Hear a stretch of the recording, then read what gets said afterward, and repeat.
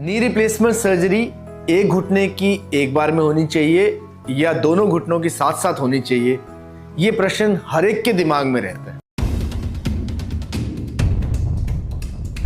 आमतौर पे हमारे पास जब भी पेशेंट आते हैं उनकी स्टेज ऐसी हो चुकी होती है कि दोनों नी ही खराब हो चुके होते हैं। ऐसे केस के अंदर उनकी वॉकिंग बहुत कम हो चुकी होती है और वो प्रैक्टिकली बेड टू टॉयलेट बस इतनी मोबिलिटी रह जाती है।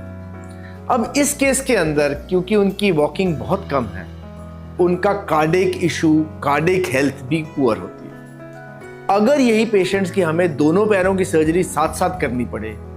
और अगर कन्वेंशनल तरीके से ही करनी पड़ेगी तो सर्जरी में रिस्क भी बढ़ जाते हैं, सर्जरी की ड्यूरेशन भी लंबी हो जाती है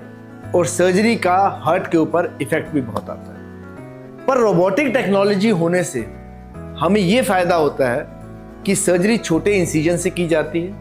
इसमें ब्लड लॉस नहीं होता और वो इतनी सेफ हो जाती है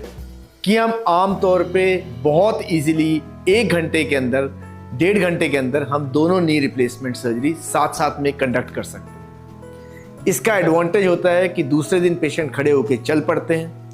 उनको दोनों पैर जो टेढ़े होते हैं दोनों सीधे हो जाते हैं और दोनों पैरों पे बराबर वजन डलने से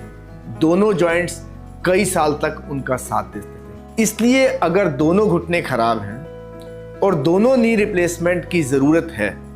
तो रोबोटिक टेक्नोलॉजी से दोनों नी रिप्लेसमेंट करना ज़्यादा सेफ ऑल्टरनेट है।